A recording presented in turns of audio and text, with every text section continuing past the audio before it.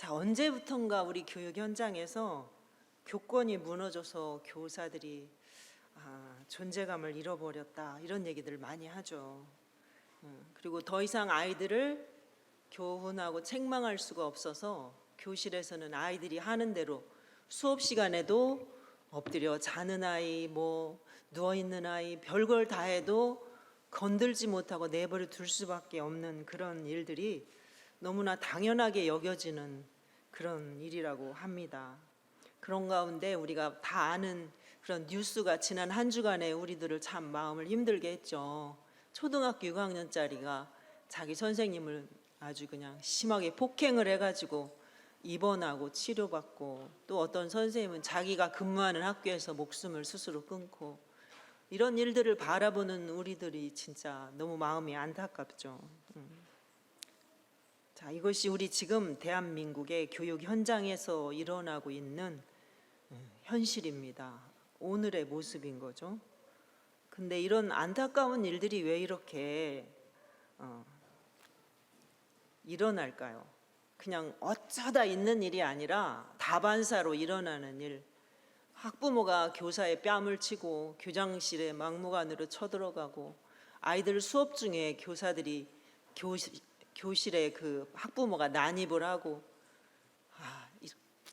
이런 너무 슬프고 안타까운 가슴 아픈 일들이 너무나도 많이 일어나서 어떤 때는 별로 놀라지도 진짜 않습니다. 내 아이는 절대 그런 문제를 일으킬 아이가 아니다. 당신이 아이들을 제대로 지도를 못해서 이런 일이 생기는 거 아니냐 하는 그런 학부모가 혹시 우리일 수도 있습니다. 그런 문제 행동을 하는 아이가 우리 아이일 수도 있습니다.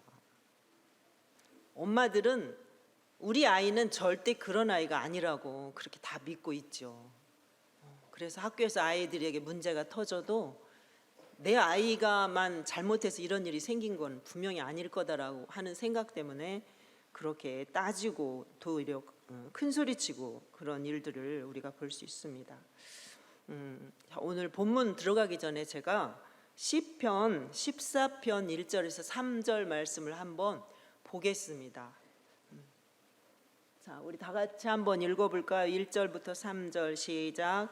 어리석은 자는 그 마음에 이르기를 하나님이 없다 하는도다. 그들은 부패하고 그 행실이 가증하니 선을 행하는 자가 없도다. 여호와께서 하늘에서 인생을 굽어 살피사 지각이 있어 하나님을 찾는 자가 있는가 보려 하신즉 다 치우쳐 함께 더러운 자가 되고 선을 행하는 자가 없으니 하나도 없도다. 아멘. 자, 우리 인간이 다 부패해서 하나님을 떠났기 때문에 내 생각대로 내 행위대로 그렇게 사는 거죠. 어리석은 사람들의 모습이 지금 그려지고 있잖아요. 어리석은 사람들이 마음에 뭐라고 한대요? 그 마음에 하나님이 없다, 하나님이 어디 있어, 이렇게 말을 한다라는 거죠. 그러니까 그 행위가 어때요? 가증하고 부패하고 선을 행하는 자가 하나도 없다라는 거죠. 그러니까 결국 이 마음 안에 하나님이 안 계시니까, 하나님의 말씀이 없으니까 내 멋대로 그렇게 살다 보니까 이런 일들도 발생하는 거죠. 부모가 그렇게 살지 못하니까 그 영향이 자녀들에게 그대로 전해져서 자녀들 또한 그렇게 하나님이 두렵지 않은데 사람이 두렵겠습니까? 두렵지 않죠. 그래서 나를 지도하고 있는 교사에게 그렇게 함부로 대들고, 지나가다가 어른들이 바른 말을 좀 잘못된 행동을 보고 몇 마디 하면 너 쳐 맞아볼래? 이렇게 말한다고 해요. 제가 그걸 들은데 얼마나 가슴이 무너져 내리는지. 자기보다 훨씬 더 자기 아버지 빨도 더 되는 어르신한테 너 한번 쳐 맞아볼래? 이게 무슨 표현이에요? 우리 아이들이 지금 이런 현실이에요. 여러분 지나가다가 어린 아이들이 뭐 잘못된 행동하는 거 보면 뭐라고 한마디 해줄 수 있나요? 큰일 납니다. 망신 아주 개망신 당하는 거죠.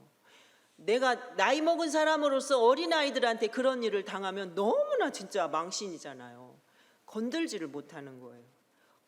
어리석은 자들에게서 나타나는 행동이죠.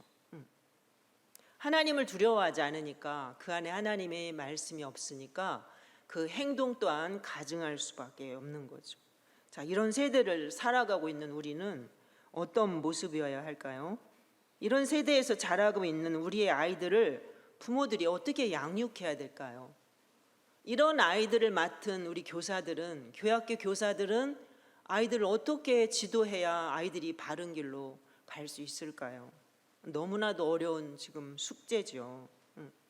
자, 오늘 교학교 교사 헌신 예배인데, 우리 교학교가 아이들의 교육 현장인 정식 학교는 아니지만 학교에서 감히 할 수 없는 그러한 영성 교육을 하는 그러한 곳이잖아요. 너무 중요한 기관이라고 말할 수 있는 거예요.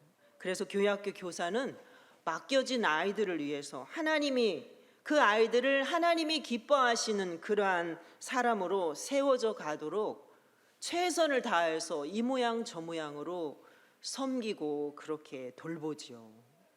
우리 교사들이 얼마나 애쓰는지 몰라요.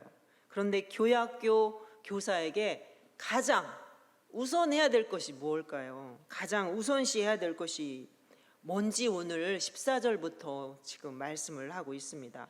우리 14절 한번 볼까요? 자, 그러나 너는 배우고 확신한 일에 거하라. 너는 네가 누구에게서 배운 것을 알며. 이 앞에 보면 하나님을 두려워하지 않는 사람들의 모습 보면 이게 쭉 나오는 거예요. 자, 12절 보면 무릇 그리스도 예수 안에서 경건하게 살고자 하는 자는 박해를 받는다. 악한 사람들과 속이는 자들은 더욱 악하여져서 속이기도 하고 속기도 한다. 악한 사람들은, 하나님을 두려워하지 않는 사람들은 사람들을 해하고 부끄러운 일들을 자행한다. 그러나 너는 배우고 확신한 일에 거하라, 이렇게 말씀을 하는 거죠. 바울 사도가 아들처럼 사랑하는 목회자인 디모데에게 쓴 편지에서 그렇게 당부를 하고 있습니다.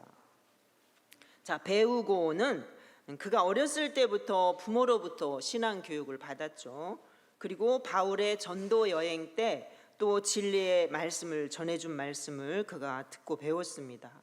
확신한 일에 거하라, 이 말은 거기 성경 2장 17, 18절에 보면 후메네오와 빌레도가 나와요. 그들이 부활에 대해서, 부활은 이미 지난 과거의 일에 불과하다, 이렇게 해가지고 그리스도인들을 미혹하는 일들이 많았기 때문에 디모데에게 너는 절대로 흔들지 말고 네가 배우고 확신한 일에 굳게 서 있어라, 이렇게 당부를 하는 것입니다. 자, 디모데 배우고 확신한 것들의 새로운 이론으로 디모데가 이제 지금까지 배웠던 확신한 일, 바울에게서 배우고 어머니에게서 배우고 할머니에게서 배웠던 이 기독교의 모든 진리 안에서 그렇게 그것이 다른 어떤 새로운 이론이나 교리로 바뀌는 일이 없이 그 안에서 네가 알고 있는 대로, 네가 배운 대로 그 말씀을 꼭 붙잡고 그렇게 확실하게 서 있어야 된다라는 거죠. 디모데가 목회자잖아요. 그러니까 자기가 배우고 확신한 일에 굳게 서 있어야지만 교회를 바로 이끌어갈 수 있기 때문에 디모데는 그렇게 절대로 흔들리면 안 되는 것이었습니다. 자, 우리 자신이 먼저 하나님의 말씀 앞에 이렇게 견고하게 서 있어야 되죠. 말씀을 잘 배우고 또 진리 안에서 확실히 서 있을 때, 그래야만 성도들에게 말씀을 바로 가르치고 전달하고 또 우리 교회학교 아이들에게 하나님의 말씀을 제대로, 진리의 말씀을 잘 전해줘서 그 아이들을 바른 길로 이렇게 이끌어 줄 수가 있는 거죠. 그럴 때 문제 행동을 하는 아이들, 그 아이들 속에 하나님의 말씀이 있다면 아이들이 그런 행동을 할 수 있을까요? 그 엄마한테, 그 부모에게 하나님의 말씀이 있다면, 그래서 하나님을 두려워하고 하나님을 경외하는 사람이 되었다면 내 아이의 그런 돌발적인 그러한 불상사, 문제 행동이 나타났을 때 내 아이만 감싸느라고 선생님의 마음을 아프게 하고 모든 아이들 앞에서 그렇게 교사를 망신 주고 힘들게 하고 견디고 견디다 못해서 교사가 자기가 아이들을 가르치고 있는 교육 현장에서 스스로 목숨을 끊고 하는 이런 일들은 생기지 않겠죠. 부모가 하나님 말씀을 제대로 잘 파악하고 이해하고 그 안에 서 있다면 그런 자녀의 문제 행동이 나타났을 때에 아이들을 바로 판단할 수 있겠죠. 우리 아이가 문제가 어떻다는 걸 바로 파악해서 좀 더 지혜롭게 그렇게 처신하고 행동하지 않을까요? 자, 오늘 여기 보면 누구에게서 너는 내가 누구에게서 배운 것을 알며 누구에게서 배웠어요? 외할머니 로이스와 또 자기 엄마에게서 배웠죠. 그리고 바울에게서 또 정통 신앙을 배웠어요. 어렸을 때부터 구약 성경을 배웠고 또 바울의 전도로 부모님이 먼저 그렇게 예수님을 믿게 되었고 또 그것이 디모데에게까지 전수되어서 이 진리를 제대로 잘 배운 거죠. 부모가 자녀들을 당연히 어릴 때부터 말씀으로 이렇게 잘 양육을 해야 됩니다. 근데 부모들이 하나님의 말씀 안에 제대로 서 있지 못하면 아이들을 바르게 말씀으로 세워가는 일은 기대할 수가 없는 거죠. 다행히도 교회학교에 나오는 아이들은 그래도 정말 희망이 있는 아이들입니다. 복 있는 아이들인 거죠. 교회 제발 나오기만 하라. 제발 교회 좀 와라. 선생님이 너 온다고만 하면 데리러 갈게. 우리 선생님들이 사정하고 그냥 부탁하고 막 이렇게 하잖아요. 그죠? 그렇게 해요. 간식 사서 먹이고 어떻게든지 해서 아이가 교회로 오도록 하려고. 왜 그래요? 왜?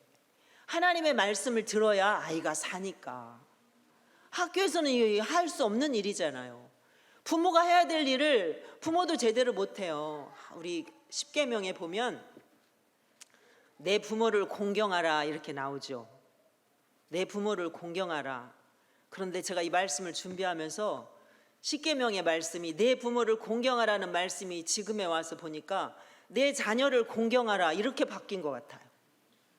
여러분 어때요? 여러분 자녀들 키울 때 자녀들을 공경했어. 내가 너무나 자녀들을 뜻 다 받들어가지고 뜻을 다 받아서 키우니까 하라는 데 해달라는 대로 다 해서 키우니까 잘못된 행동을 봐도 다른 아이들과의 관계 안에서 잘못된 행동을 봐도 내 아이 역성만 드느라고 내 아이를 제대로 훈계를 못하고 교훈을 못하고 책망을 못하고 하다 보니까 아이들이 그렇게 잘못된 길로 그냥 자연스럽게 흘러가는 거죠. 아이들의 문제 행동 뒤에 누구 문제가 있는 거예요?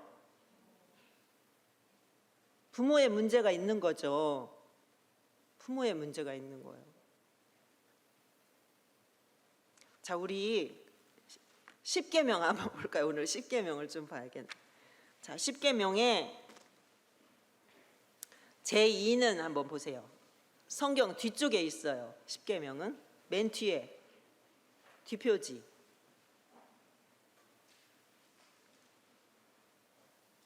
뒷표지에 작은 글씨를 한번 같이 읽어보겠습니다. 시작. 나 내 하나님 여호와는 질투하는 하나님인즉 나를 미워하는 자의 죄를 갚되 아버지로부터 아들에게로 3, 4대까지 이르게 하거니와 나를 사랑하고 내 계명을 지키는 자에게는 1000대까지 은혜를 베푸느니라. 아멘. 자, 하나님은 질투하는 하나님이시죠.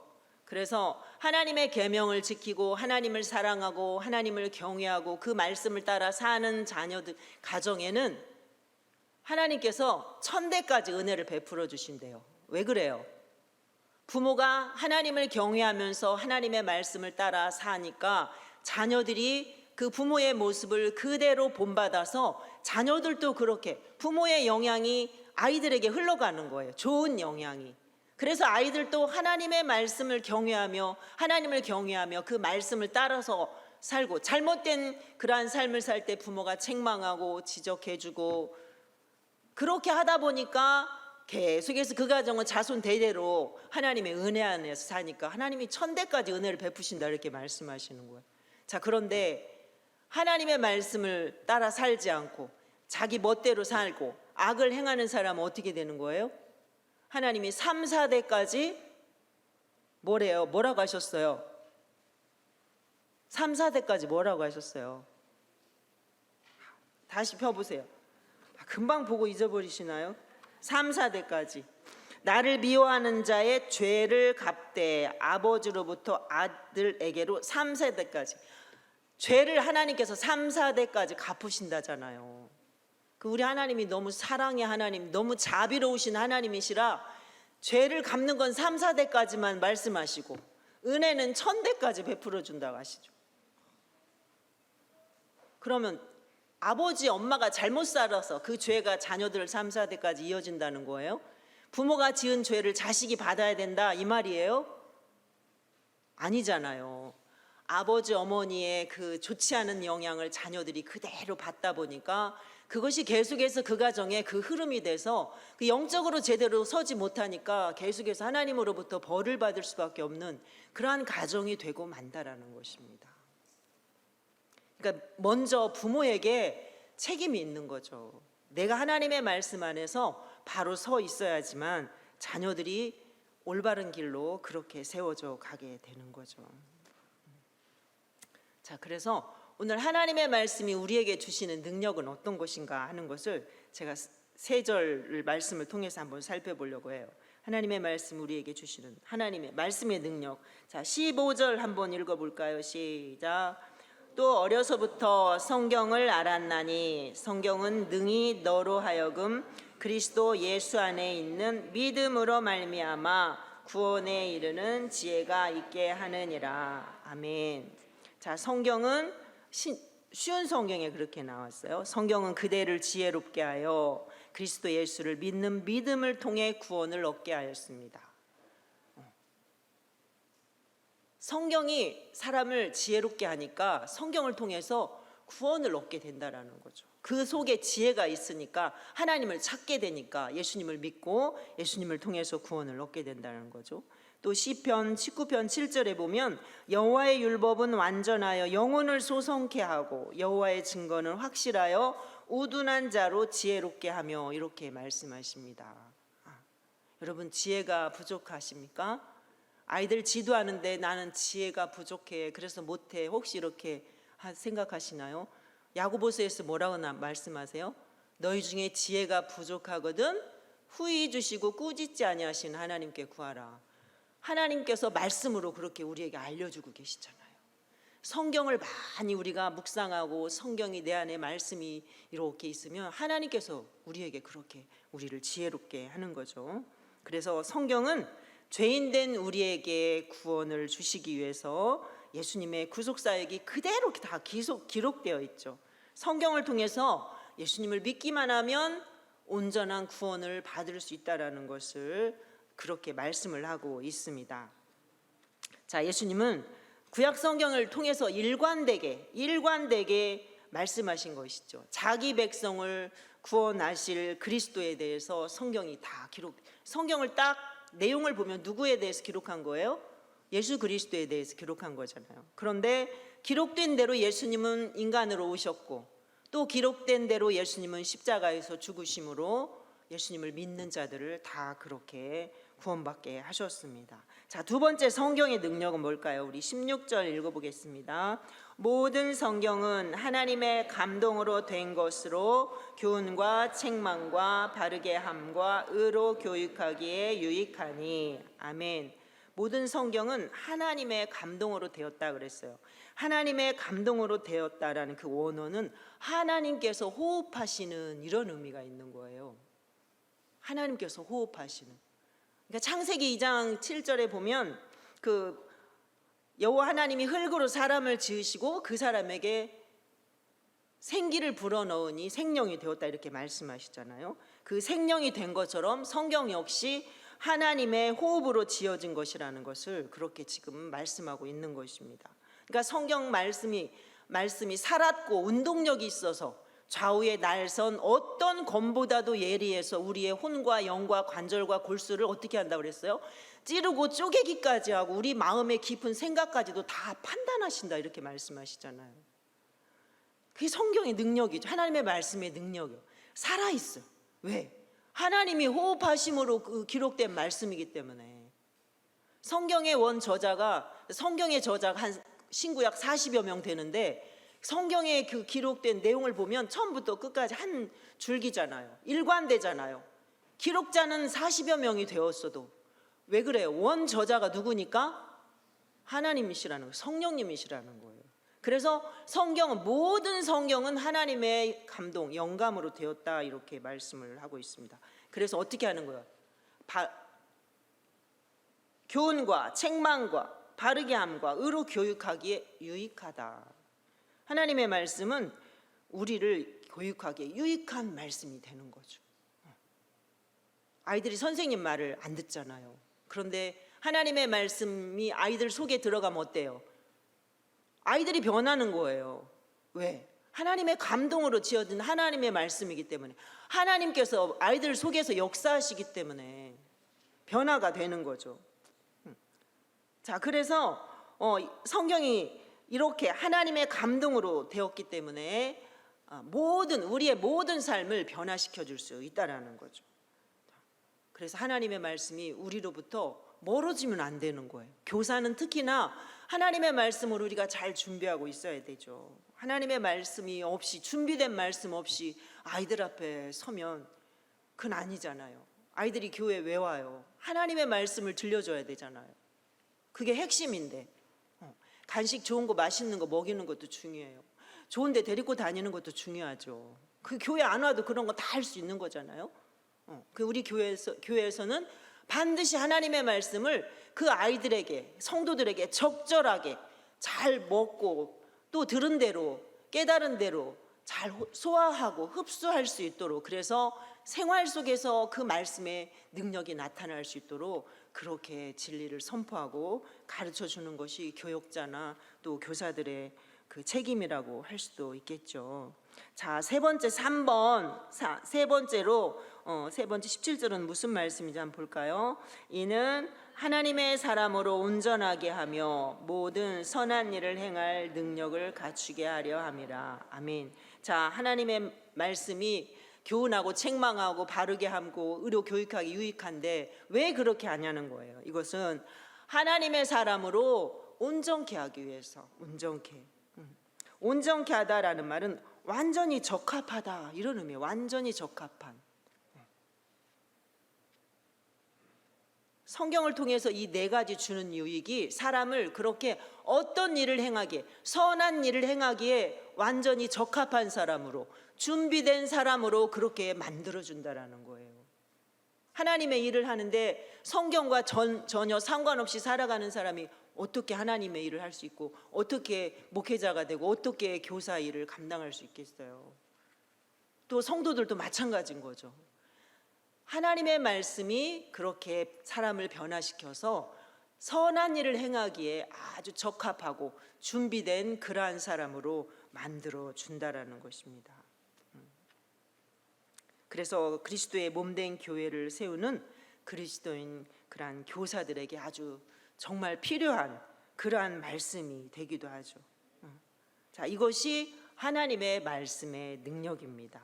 여러분, 하나님의 말씀의 능력을 날마다 경험하시기 바랍니다. 말씀이 우리에게 주는 유익은 그 어떤 것으로 표현할 수 없죠. 사람의 힘으로는 할 수 없지만 하나님의 신으로서는 다 되느니라 그랬잖아요. 하나님의 말씀으로는 다 되는 거예요. 내 힘으로는 안 되지만 왜 교훈과 책망과 바르게 함과 의로 교육하기에 유익해요? 내 말로 하는 게 아니라 하나님의 말씀으로 부모가 먼저 교훈받고 책망받고 하니까 그것을 자녀들에게도 똑같이 그 말씀으로 부모와 자녀가 함께 그렇게 교육을 할 수 있는 거예요. 자, 엄마가 오늘 이 말씀을 보니까 엄마가 오늘 너무 부끄러워. 오늘 하루 살면서 이런 일이 직장에 있었는데 엄마가 너무 잘못한 것 같아. 너는 어때? 같은 말씀 읽으면서 서로 나누면 어때요? 그 속에서 내 문제, 네 문제가 다 드러나잖아요. 다 드러나는 거예요. 그래서 같이 교훈받는 거예요. 엄마의 말로 잔소리하는 게 아니라 하나님의 말씀으로 우리가 교훈받기 때문에 그렇게 사람이 변화되고 부모가 변화되고 내가 변화되니까 자녀들이 변화되고 그래서 주의 일을 감당하게 되고 그래서 우리의 아이가 학교에 가서 친구들에게 다른 아이들에게 선한 영향, 좋은 영향을 그렇게 끼칠 수 있는 아이로 그렇게 바뀔 수 있는 거잖아요. 자, 우리 부모님들이 새 학기가 되면 기도 제목이 있어요. 하나님, 우리 아이 좋은 선생님 만나게 해주세요. 우리 아이 좋은 친구 만나게 해주세요. 이렇게 기도 많이 하죠. 당연히 해야 되죠. 그런데 내가 아이들에게 좋은 친구가 될 수 있도록 우리 아이가 학교에 가서 새로 만나는 친구들에게 우리 아이가 좋은 영향을 끼치는, 선한 영향을 끼치는 좋은 친구가 될 수 있도록, 되어줄 수 있도록 하나님 그렇게 해주십시오. 이렇게 기도하면 하나님도 기뻐하고 아이도 그렇게 될 거 아니겠어요? 내가 별로 안 좋은 아이인데 좋은 친구 만나면 뭐예요? 좋은 친구가 나에게 많은 영향을 주면 몰라도 내가 좋은 친구가 되어주면 그 아이가 바뀔 수 있다라고 우리 생각을 좀 그렇게 바꾸면 좋겠어요. 자, 우리 아까 시편 14편 1절에서 3절 봤죠? 다시 한번 보겠습니다. 다시 한번 1절에서 3절 시작. 어리석은 자는 그의 마음에 이르기를 하나님이 없다 하는도다. 그들은 그 행실이 가증하니 선을 행하는 자가 없도다. 여호와께서 하늘에서 인생을 굽어 살피사 지각이 있어 하나님을 찾는 자가 있는가 보려 하심즉 선을 행하는 자가 없으니 하나도 없도다. 지금 우리가 살고 있는 세상은 이래요. 자, 그런데 우리가 하나님의 말씀으로 바로 세워지면 어떻게 될까요? 우리 시편 119편 1절 3절을 한번 볼게요. 비교해서 보자는 거예요. 다 같이 시작. 행위가 온전하여 여호와의 율법을 따라 행하는 자들은 복이 있으며 여호와의 증거들을 지키고 전심으로 여호와를 구하는 자는 복이 있도다. 참으로 그들은 불의를 행하지 아니하고 주의 도를 행하는도다. 아멘. 자, 하나님의 말씀을 따라 사는 자들은 복이 있다 그랬어요. 그런데 하나님의 말씀을 따라 사니까 어떻게 돼요? 행동이 온전하고 그 행위가 온전하여. 하나님의 말씀이 우리를 온전케 하는 거잖아요. 그러니까 행위가 온전해지는 거예요. 그런데 어리석은 자들은 마음에 하나님이 어디 있어 이렇게 하니까 행실이 가증하고 부패하여서 선을 행할 수가 없는 거죠. 하나님의 말씀의 능력이 이런 것입니다. 자, 결론의 말씀을 제가 드리고 마칠게요. 자, 우리가 아이들을 맡은 교사라면 진리의 말씀을 바로 깨닫고 그 진리 안에 굳게 서 있어야 합니다. 그래야 교사로서 사명을 제대로 감당하고 또 적합한 교사, 적합한 사람, 준비된 사람, 적합한 교사, 준비된 교사가 될 수 있는 거죠. 가정에서 또 교회학교를 통해서 이렇게 말씀으로 아이들을 잘 교육한다면 우리 아이들이 밖에서 선한 영향을 끼치게 될 것입니다. 공교육 현장에서 지도하기 어려운 아이들을 그래도 소망을 가지고 품을 수 있는 교회학교, 우리 평안 교회학교, 유치부, 초등부, 학생회, 청년부 또 그리고 준비된 교사들이 있다면 이 나라의 미래가 지금보다는 훨씬 더 나아지지 않을까요? 아멘. 기도하겠습니다.